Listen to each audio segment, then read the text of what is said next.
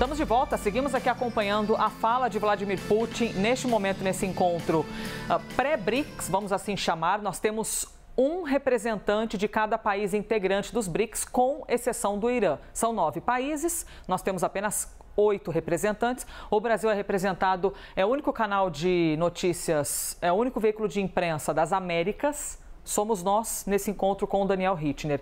Enquanto nós vemos imagens, nós estamos também com a Priscila Yazbek, porque é muito importante, Yazbek, que nós tenhamos esse olhar internacional. Neste momento ali, nós víamos Putin colocando o fone, porque as perguntas são feitas em inglês, a conversa é toda em inglês. Está aí Daniel Rittner fazendo a pergunta do Brasil.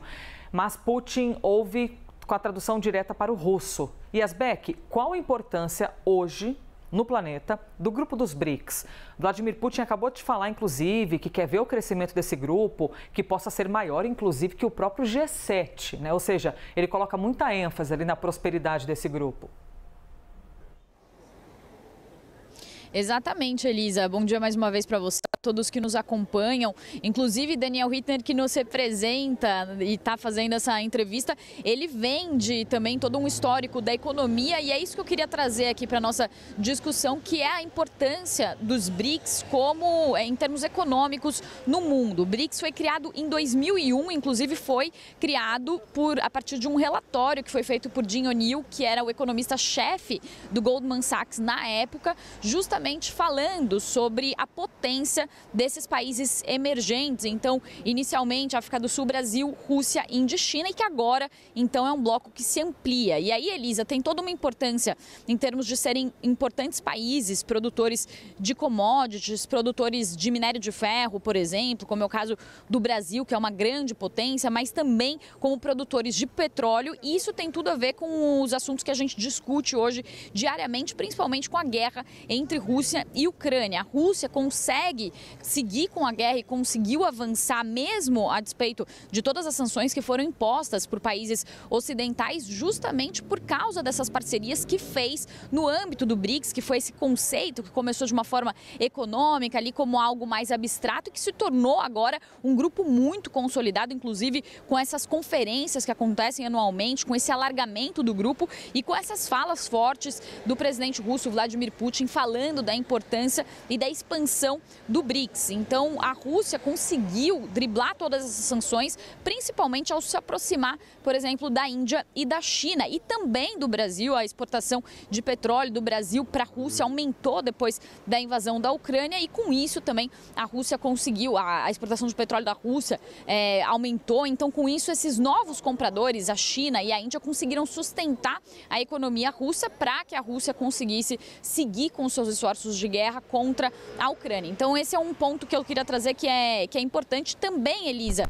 Tem outros países, além de China e Índia, que ajudaram e se aproximaram muito da Rússia depois da invasão da Ucrânia. Também outros países estão ali no campo de influência. A Arábia Saudita, por exemplo, que foi convidada também para entrar no BRICS, não fazia parte dessa formação inicial, também está fazendo investimentos em lítio, que também seria um outro mineral importantíssimo nos dias de hoje. Então, tem esse viés também do BRICS de se fortalecer, desses países se fortalecerem como esses países grandes produtores de commodities e fazer trocas entre eles comerciais, mas também para conseguir exercer essa influência no cenário geopolítico. Então, isso também se insere nesse contexto do conflito. Isso também explica, Elisa, a posição do governo brasileiro, do Itamaraty, em relação à Rússia. Então, diversos países e potências ocidentais, grandes democracias do mundo, condenam de forma contundente a guerra entre Rússia e Ucrânia, a invasão da Ucrânia pela Rússia. E o Brasil, o governo brasileiro, sempre teve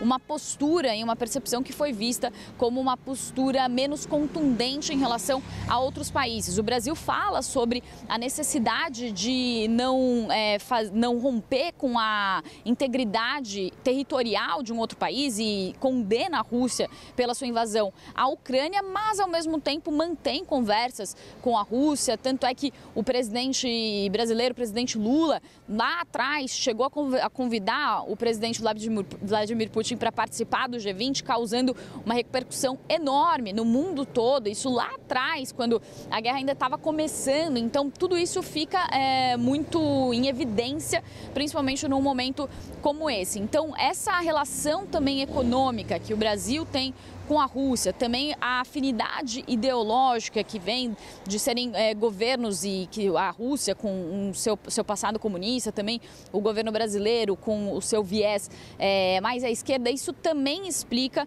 essa postura brasileira em relação à Rússia, que é uma postura que se distancia de outras grandes democracias que condenam de forma mais veemente Vladimir Putin. Então o Brasil mantém conversas, mantém diálogos com a Rússia, aumentou sua corrente de comércio com a Rússia depois da invasão da Ucrânia, e isso tem essas explicações, tem essas raízes também econômicas que são importantes. É por isso que o presidente russo Vladimir Putin também faz esse esforço de fortalecer o BRICS, porque ele sabe que precisa do BRICS, sabe que precisa desses parceiros, sobretudo da China e também da Índia, que são daí os países mais relevantes nesse contexto e nesse cenário, para conseguir continuar com seus esforços de guerra. Então, também essa reunião que acontece do BRICS é uma reunião que é acompanhada de muito perto por potências ocidentais que temem esse fortalecimento, tanto da Rússia quanto desses outros países, e também esse fortalecimento do sul global, também da China. Existe aí também uma questão, por exemplo, da guerra comercial entre a China e os Estados Unidos. Então é como se esses países, eles de certa forma tentassem criar um contrapeso, tentassem criar como se fosse uma concorrência, digamos assim, para as grandes potências mundiais, para os Estados Unidos e a China. Claro, é importante a gente sempre falar, a China tem conseguido fazer isso, ainda que sua economia tenha desacelerado, mas a China hoje é uma grande potência econômica, a segunda maior economia do mundo, então também é muito relevante nesse cenário global. Então é importantíssimo esse encontro que está acontecendo agora, essa entrevista que Vladimir Putin concede, justamente falando sobre esses objetivos econômicos da Rússia, esses objetivos geopolíticos da Rússia ao se aproximar dessas nações que podem permitir que a Rússia continue fazendo os seus esforços de guerra, que permitem que a Rússia continue sustentando a sua economia, mesmo depois de continuar, mesmo depois de mais de 2 anos de guerra, quase chegando a 3 anos de guerra, com uma guerra que, claro, é muito dispendiosa para os russos, mas que eles conseguiram contornar muito bem e depois de todas as sanções que aconteceram desde o início da guerra. Elisa.